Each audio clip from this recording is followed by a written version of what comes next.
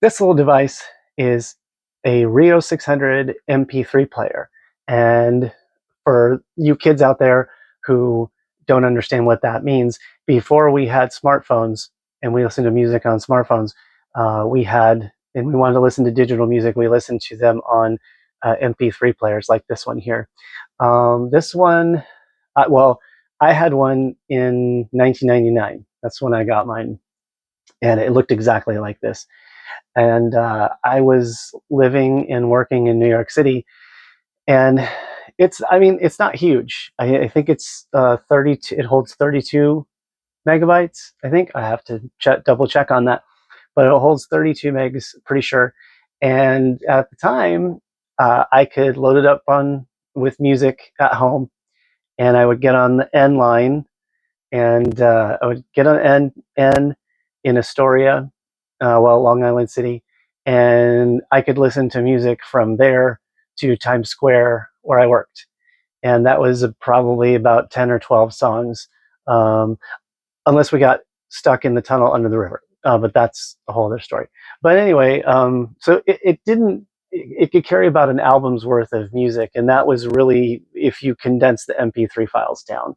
Um, and Yeah, so then when I got to work, I had to, if I wanted to listen to different music on the way home, I had to load it up with different music on my Mac at work, and then listen to different music on the way home, and then switch it out there. So uh, by today's standards, I'm not fantastic, um, but at the time, this changed my world because previously I had a portable CD player, and I would listen to, okay, these have to come out now.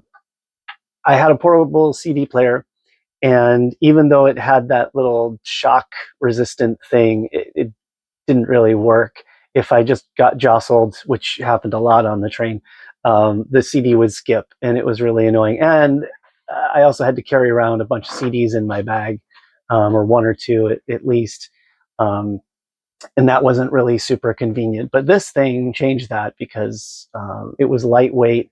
I could just fit it in my pocket really easily, and yeah, I loved this thing. I loved it.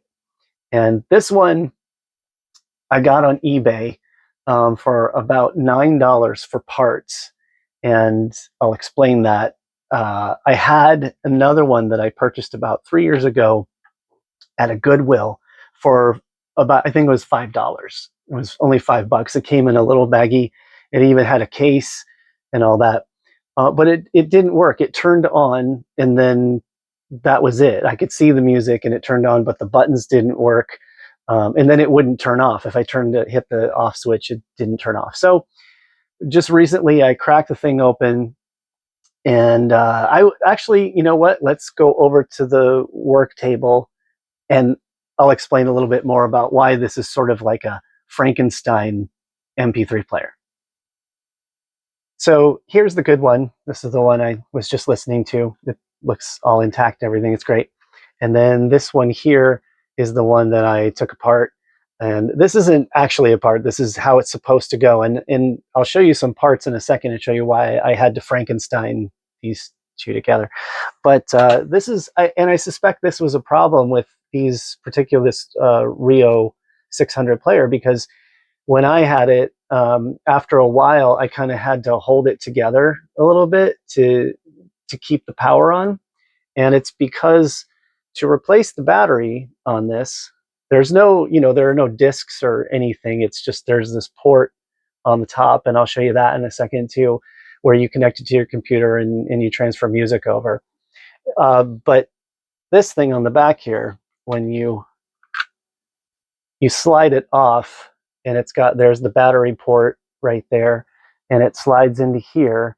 And over time, because these pins slide into there, it wears down a little bit, and sometimes even the plastic, it's hard to get a good fit on there. So sometimes, you'd put this together after putting in a new battery, and then it just wouldn't come on. And I'm hoping oh, is it? Yeah, see, it's not doing it right now. That's wonderful. So it's a little hit or miss. I admit, but I think that's part of the design flaw of these is to replace the battery, you actually have to pull the power out of the pins, and that kind of sucks. Okay, so I have to take a second. I'll come back and show you some of these parts. Hopefully I'll get this back together and working.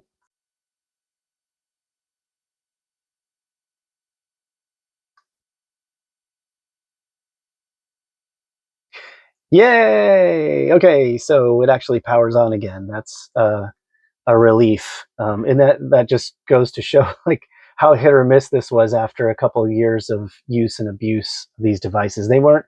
I mean, let's be honest. Nothing made these days, or even 25 years ago, 26 years ago, was made to last. So it's kind of a miracle that this thing even works at all right now. But it does. So, and here's what the problem was. So you've got these little pins right here, and there's a pin that I don't know if you can see that, but there's a pin that's well, not a pin, but a port that's out. There's a wire that goes, the little cup that goes inside this port is knocked out of there. It was missing, and I found it inside the device, and I actually tried to solder it back in place. That did not go so well. It still didn't work. So there was that. So then I got this new one, and they were very honest on eBay. They showed me, the cable that it came with was all corroded. They did not tell me that there was a ton of corrosion inside the battery compartment. The battery was still in it and all corroded. They did not tell me that, but it worked out. So I'm not going to complain too much about that. But I did have to clean out where the battery is held, which is in there.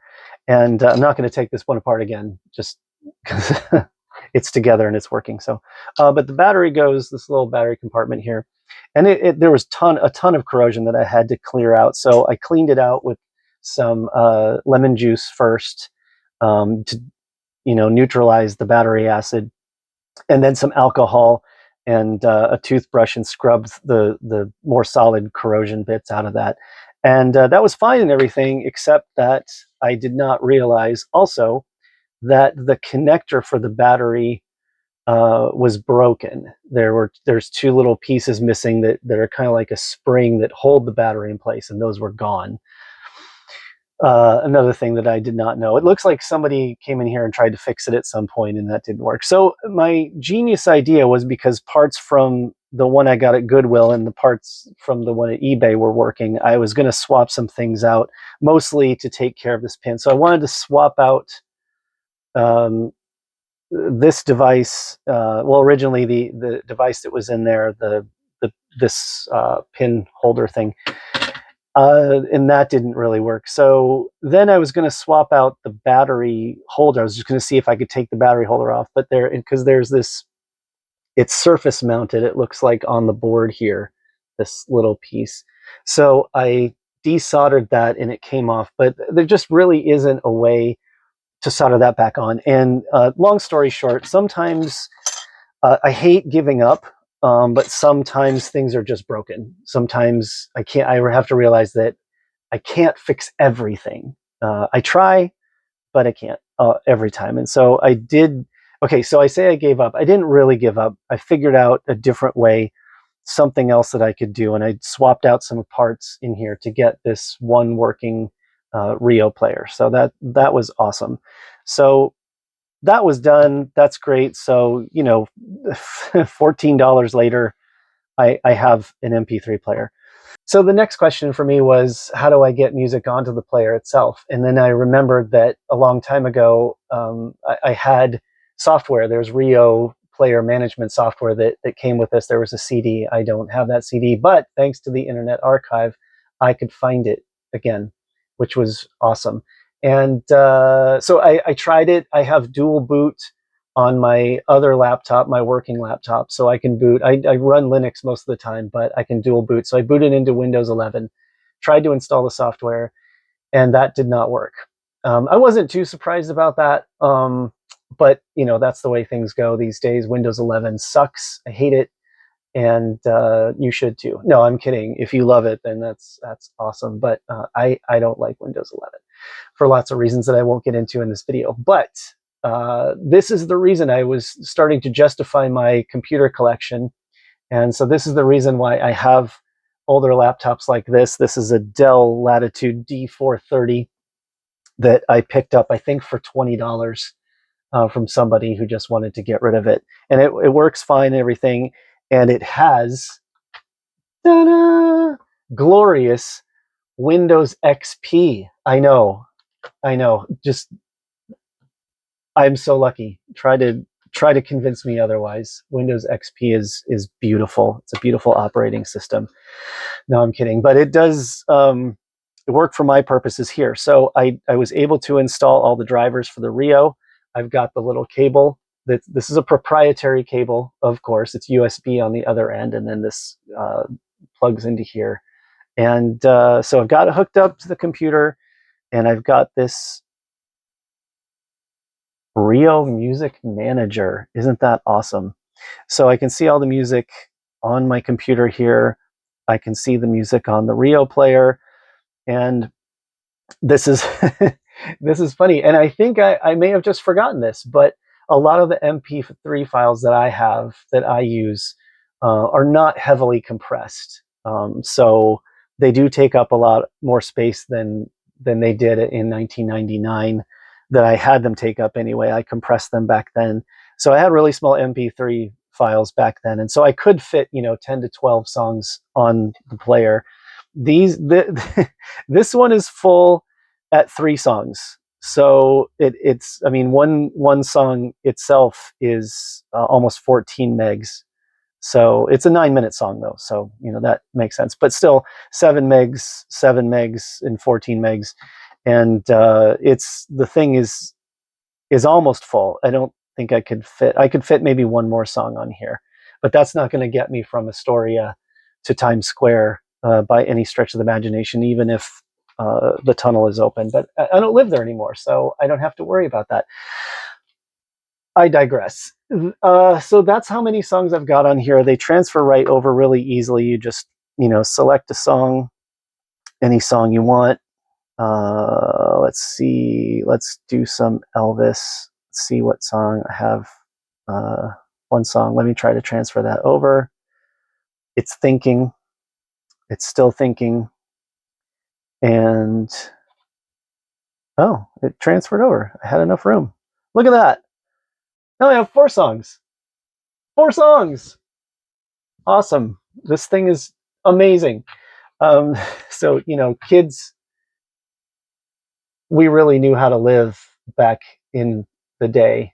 Y2K, these things, it was good times. So yeah, I got music on here now. I can go out and take a train somewhere or walk or run or do whatever with my little MP3 player. So after all this, you might be wondering why. I mean, my phone that I'm recording this on right now holds several gigabytes of video, and I could even edit on the phone. I have, a bazillion songs on that thing. Why bother with this stupid little MP3 player from 1999? And I don't know, it's the same reason that I have this laptop and I have all the other laptops, and I have my my Macintosh that you saw earlier and my TRS-80, and I've got this old iPhone right here. And why do I have these things? Well, because I can, and that's really all there is to it. I enjoy doing this stuff. I loved bringing this thing back to life, even though it's Frankensteined. And I don't know how I'll listen to it yet. I might just listen to it just for fun sometimes, carry it around with me, and then when I just want to go back to the old days, listen to some music on my Rio 600 MP3 player. And that was my project. My latest project was this little thing, and now I have to get back to my iMac G3, get back to that repair, and again, go back to 1999.